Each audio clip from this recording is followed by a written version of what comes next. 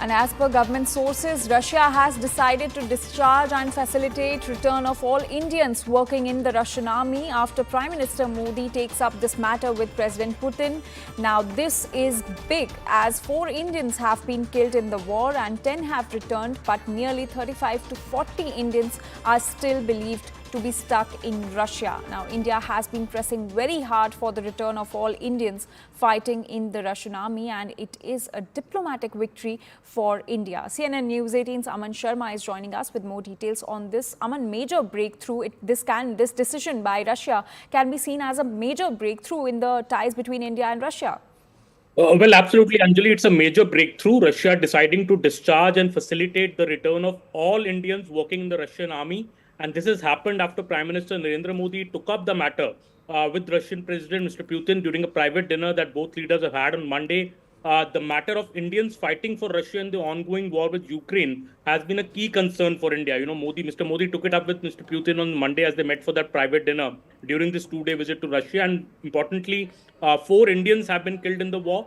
10 Indians have returned, but nearly 35 to 40 Indians are believed to be still stuck in Russia. Many have reached out to the Indian officials pleading for help. So now Russia will be discharging these Indians who are working in the Russian army, also facilitating their return to India as per sources. And this will be a major relief, for their families back home, because most of them were also duped by agents into fighting for the Russian army. The Russian army allows recruits from other countries, and agents have tricked these people to go to Russia, and they've subsequently were made to join the army and fight against Ukraine. And India's foreign ministry had earlier, in fact, issued a statement that it is pressing very hard with Russia to bring back its citizens. Foreign Minister S. Jaishankar, in fact, termed this to be a matter of very deep concern for India. And India has been engaged with Russia for the past few months. So a major breakthrough here, and this could be announced also formally, we believe.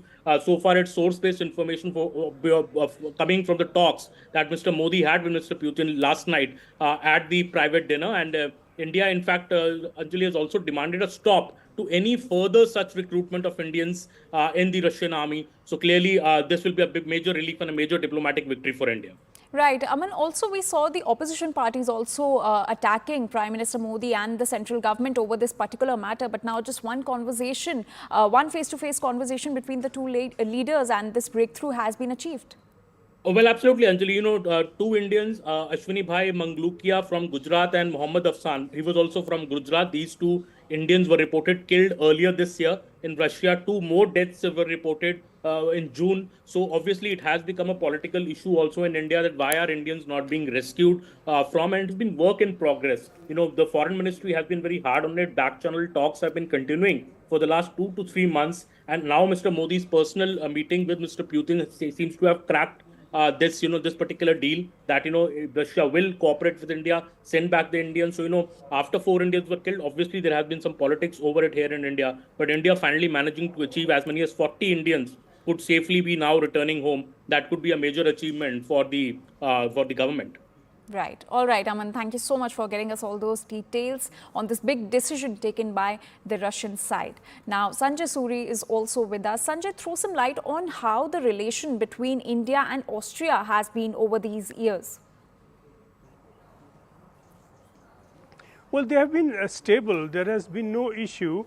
Austria is an influential country in Europe. It is not a part of NATO, so politically it stands with a degree of independence from both NATO and from Russia. But clearly it has taken a very firm stand on the Ukraine war. It is opposed to the Russian invasion of Ukraine. It clearly is going to be looking to speak to Prime Minister Modi to see if India can intervene to any extent at all in using the relationship with the Russians to prevail upon President Putin to go slow, at least for the moment.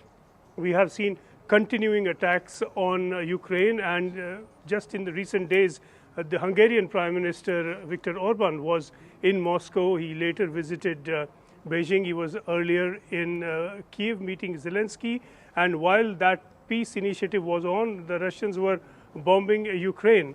So that aggression from the Russians has not eased, it has not ended, and Austria will be looking to see if India can play a role and persuade Putin at all, bearing in mind, of course, that on this matter, Putin is not the most easily persuaded person to be speaking to.